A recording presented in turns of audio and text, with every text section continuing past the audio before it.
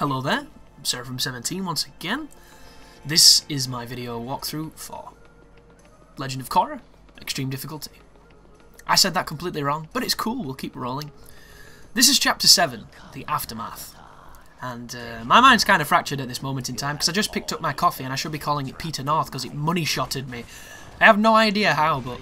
Do you ever do that where you take a sip and as your cup's coming down, thanks to gravity and physics, you just get splashed a little bit out of nowhere? And you've been doing this your entire life and it happens every so often. It's kind of like biting the inside of your cheek. We've only owned our mouths our entire lives and yet we still fucking do it. It's madness. Oh, that was painful. Bloody hell, I'm getting my ass beat. But luckily enough, as soon as I get that level up bar to the top, we'll get that life back. Or we'll just get that heal off of one of the enemies. So this is actually a really tough fight, this. This is a tough mission. This fight is difficult because you have this big orchestrated nonsense at the beginning against just standard enemies, and then they drop a bunch of airbending and water bending, and I tell a lie, there's no airbending enemies on this game, I don't think. I think it's just water, fire and earth. But there's no checkpoint here, and there's a lot of enemies to fight. And look how many there is. So the problem with a lot of the enemies' attacks is it gives them armor. And in a game where you need to hit first to kind of win for the most, I don't really understand armor unless it's a special attack. Like, say what you want about fighting games, and I've had a lot of derogatory things to say about them in my, life of playing them and then falling out of love with them and then getting back in with them. But the systems that they have at play are incredibly balanced. And I don't mean character-wise, I just mean the mechanical, the stuff that's happening behind the scenes. A lot of it makes sense, a lot of it can be learnt, and a lot of it can be exploited, and I think that's the sign of a truly fantastic set of mechanics. And I was playing Advanced Warfare earlier, and it's one of those games that never really changes because they have this formula of winning, this formula of success, which is, Call of Duty, pre-pubescent boys with inappropriate parents who buy them games they should never own, and equals success. Because let's face it, at this point, you're either a person who still loves Call of Duty playing it, or you play it because your friends play it, and that's literally it. Everybody else is still in school and shouldn't be playing it, because they're not old enough to, and they're just a bunch of, young kids being brought up on, desensitized violence and video games where they shoot their friends online.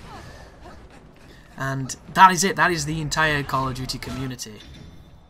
There is the massive pro scene, and I say massive, within reason. It's not that big, but it's big enough. And then there is the even bigger casual scene. There was the YouTube scene, you remember that? When Call of Duty on YouTube was king, and then it kind of died. And everybody who was one of those big YouTubers for it moved on to Minecraft and moved on to Prop Hunt and, doing other things. DayZ, walkthroughs, playthroughs. But for the most, it's kind of gone, but the mechanics of it have stayed the same. And maybe that's the reason why, the sales are going down, but they're still very, very high. And a lot of people... For instance, the single player on Call of Duty, there's a large percentage of people who don't even touch the single player of Call of Duty. The IGN did some interesting statistics. Apparently something like 62% of people play the single player before they play the multiplayer, which I thought was stunning, because I thought the only people that played the single player on those games are people who've been gaming long enough to remember when games were only ever single player, and if you wanted to do multiplayer you needed a friend next to you. Which is showing a lot of our age, but very surprising statistic. But in the campaign, they put a lot of money towards making these campaigns, and they're all generically the same, really, when you think about them. But the mechanics have never changed in any of them, ever, and it winds me up to no end, so I'm going to share it ad nauseum, because that's kind of what I do. This right here is a bending match against the Dragonfly Bunny Spirits.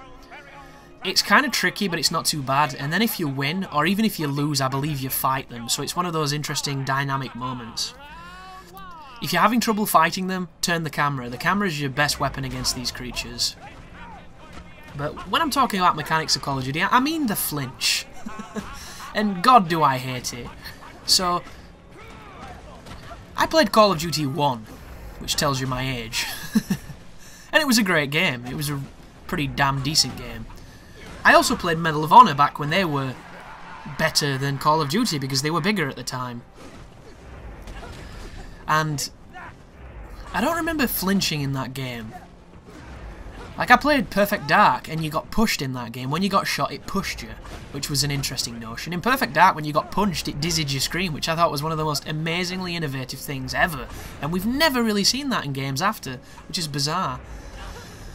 But the flinch in Call of Duty is bullshit, and it's bullshit for a few reasons. The first one is the only foundation of validity in it is the realism factor, or in the whole, if you shoot first and don't get hit, you're fine, but if you do get hit, it knocks your aim away and you can lose. So it could be a balancing conceit. You could say it's this way because it balances it in this way. But you know, when you're up against the computer, and the computer is an aimbot with perfect aim regardless of if you shoot them, who never flinches even once, it fails to do what it was intended to do. And for most of the campaigns, there's nothing you can do about it. On Black Ops 2, where you can, I think you can use perks, you can have toughness, which reduces flinch, which is really helpful. And in Advanced Warfare, you can upgrade your exosuit to reduce flinch, which is really useful too. But without these abilities, the flinch is just bullshit. Because there are moments where you will start shooting first, the computer, because they take a few bullets and they have really good reflexes in shooting, and aiming, I should say, they'll hit you, and they will knock your gun off them. And there is nothing you can do, because you're a human, unfortunately, to get your gun back on them, and you are dead. All because of the flinch. And people always give Call of Duty shit for not having recoil. And I've never understood this. Because one of the most competitive games in the first-person shooter genre is Halo, and Halo doesn't have recoil. Halo, every gun is an ACR, and no one ever complains, because it takes a good, 5 to 8 shots to kill somebody unless you hit them in the head, and it's this whole gun skill that makes it better than Call of Duty that a lot of the Halo players believe.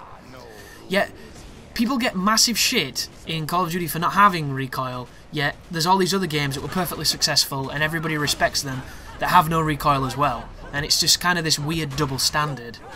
So, what does it have if it doesn't have recoil? And the funny thing is, it does have recoil, it's just a lot of the guns you'll see on the Pro Circuit are using the best guns that have the least amount. It has ambient sway. Like, what the fuck is that? Does everybody who's a soldier nowadays have Parkinson's? Like, what is this shit? Ambient sway on everything, and that didn't used to be a thing, folks. Ambient sway was never there, because there was still that arcade notion that it was a first-person shooter. It wasn't, you know, Operation Flashpoint. We don't have to have a tickly elbow every 30 seconds that affects our aim. It's just dumb. And then you have the amazing flinch, which I suppose is realistic. If you get shot, you're not just going to take it, are you? You are going to flinch, but it affects everything. And I've never understood it. And it would be the first thing that I would really like to change. And to bring this full circle, it would be easy to fix it. And it would be, don't give the enemies armor. And that's what happens throughout all the campaigns on Call of Duty. Your first bullet against an enemy, unless you hit them in the leg, doesn't make them flinch, doesn't stun them, doesn't do anything. They can continue to shoot you.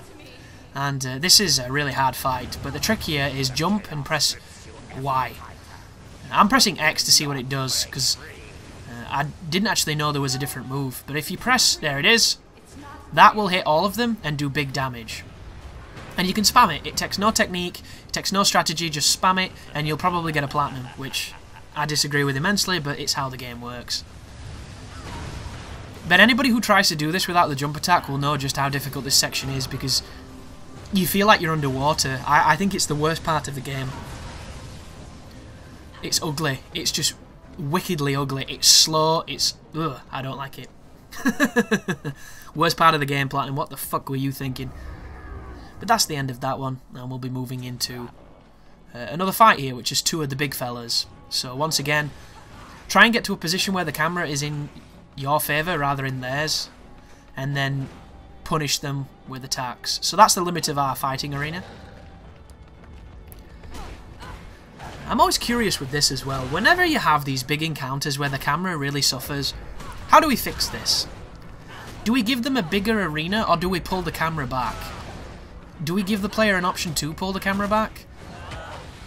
Like, I'm one of those people that I don't think there's any situation where the camera can be too far back. Maybe that's just because I have good eyes, I don't know, but there are very few games where I have felt where I was losing track of where my character was because the camera was too far back. One of those games is God of War Ascension, but it's only during one section. And that's when it gets really chaotic and there's stuff banging on the ground, which is probably more of a nuisance than anything else. But Bayonetta 2 is a great example too. It does the same thing. There are a lot of encounters where you take on the Urbanes and the Gravitas, which are the elemental guys, the big guys like Beloveds with elemental maul things. And the camera's just worthless. It's absolutely fucking worthless. And you can control it, but it doesn't make any difference when you can't see. And it makes me think, if you fought them in a bigger environment, or if you fought them on a platform that was designed to make it easier to see, it'd make a little bit more sense. And it makes me wonder if they have any philosophers, I'm sure they have many philosophers, we're all pocket philosophers, philosophies, sorry, about designing arenas specifically for enemies, or designing the enemies around the arenas, and which one came first, you know, the chicken and the egg debate. Because some of those locations on the previous difficulties only had one of the big fellas and they worked perfectly. And then on the hardest difficulty, just to make it harder, they throw two of them at you, and two of them is perfectly manageable too. It's not like they've thrown two things at you that were bullshit and it completely broke the game. And that can happen, folks. Just look at the tag climax. There are some of those cards on 3 stars where they chuck two bosses at you at the same time. And on tag climax, I believe the dodge is stricter. And I don't know if it has anything to do with latency, but I believe it does because it is technically online. But there are moments where in the campaign I would have dodged perfectly, where I died in tag climax. And that is not me blaming the game, blaming the controls, or trying to place blame away from myself. That is a fact. I know this because I just played the campaign as Rosa, I was getting pure platinum, I was destroying it, I was having a really fun time, and then I went into tag climax and a boss that I can consistently do with no damage did a move, I knew was coming, I pressed avoid, and I died. So there's definitely something there, but I'm doing a series, or I'm doing a few series actually. I'm going to do a series where I play tag climax live, where I do random verse cards, and I playing as the different characters, and I'm going to try and turn it into a bit of a series so I can keep Bayonetta featuring for quite a while on the channel, because I think it's a really good game and it's really fun. And I'm also going to do a series where I show you all the movesets with the weapons, show off the weapons and things. When I get them, I'm going to show off things like outfits and certain stuff like that. I just want to support the game as much as I can because I think it's a great game. And if you're wondering, I still think Bayonetta 1's better, but that is entirely based upon mechanics, because they've introduced things in Bayonetta 2 that I just don't think work right.